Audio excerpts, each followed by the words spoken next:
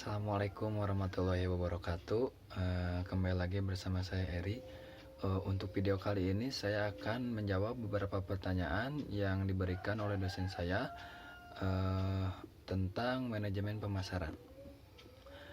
Oke, langsung aja. Untuk soal yang pertama itu, apa kelebihan dan kekurangan pedagang eceran dan grosir? Kelebihan pedagang eceran atau retail yang pertama itu ada modal. Modal yang diperlukan cukup kecil, namun untuk keuntungan yang diperoleh cukup besar. Yang kedua itu lokasi usaha untuk retail sangat strategis.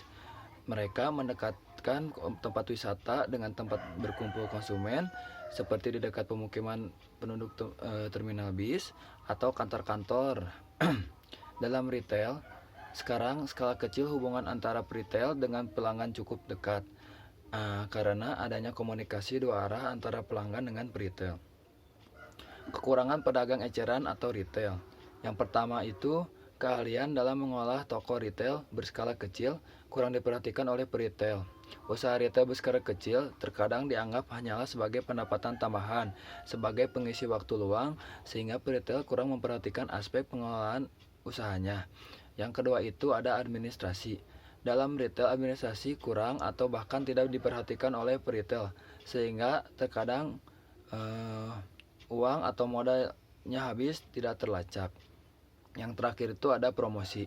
Promosi usaha tidak dapat dilakukan maksimal, sehingga ada usaha retail yang tidak mengetahui calon pembelinya atau pelanggan. Untuk selanjutnya ada kekurangan dan kelebihan grosir. Kelebihan grosir, yang pertama penghematan.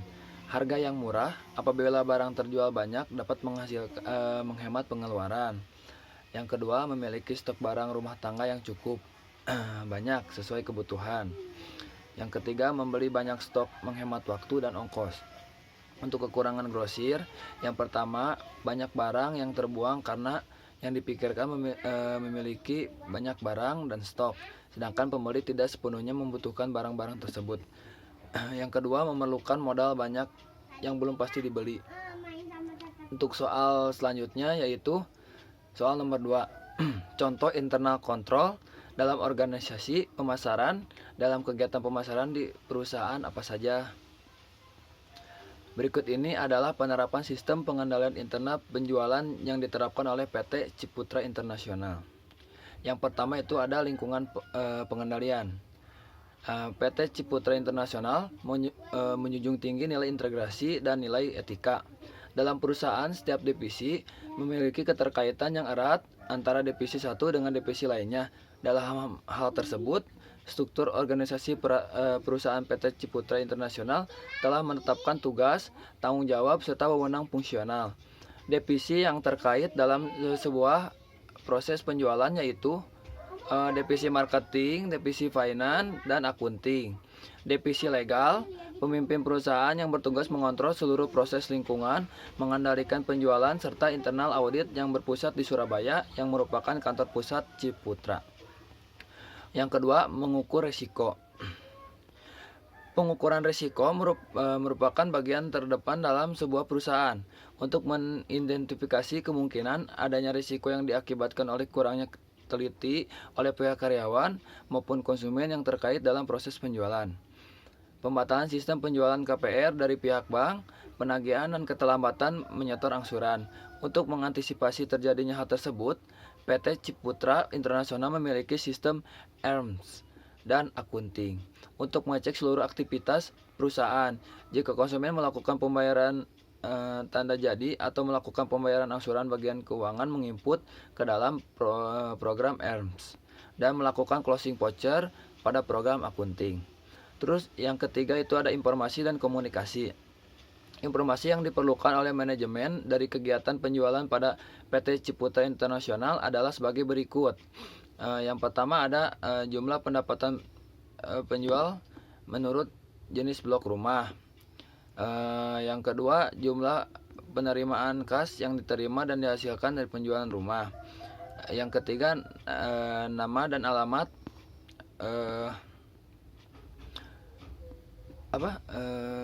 nama dan alamat lengkap pembeli. Yang keempat ada bukti kwitansi. Yang kelima ada nama Winariaga yang dilakukan penjual. Terus yang terakhir ada jumlah insentif yang diterima oleh wiraniaga. Terus yang keempat itu ada aktivasi pengendalian. Yang pertama ada proses pencatatan penerimaan kas. Pada saat konsumen melakukan pembayaran tanda jadi, maka konsumen berhak mendapatkan kwitansi dari bagian penerimaan kas. Terus ada prosedur penagihan.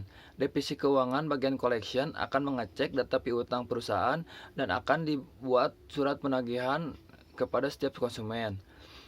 Terus ada pemberian sertifikat tanah. Pemberian sertifikat tanah diberikan kepada konsumen yang sudah melakukan pembayaran melunasinya. Terus yang terakhir yang nomor 5 itu ada pemantauan. PT Ciputra Internasional menetapkan tanggung jawab kepada masing-masing divisi secara jelas. Penyusunan target penjualan menjadi tanggung jawab divisi marketing. Misalnya bagian admin marketing melakukan follow up kepada calon konsumen. Begitu dengan hal penagihan piutang, bagian collection accounting akan mengirim surat sebagai tanda jatuh tempo sehingga konsumen melakukan pembayaran tepat waktu agar tidak dikenakan denda yang telah ditetapkan oleh perusahaan tersebut. Untuk soal selanjutnya yaitu soal nomor 3. Berikan contoh pengendalian pemasaran, yaitu pengendalian operasional, pengendalian profitabilitas, dan pengendalian strategi. Untuk pengendalian operasional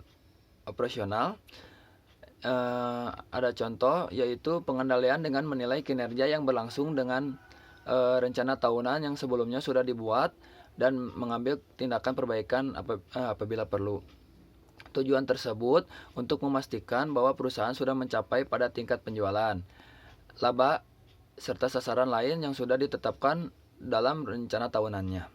Terus ada pengendalian profitabilitas.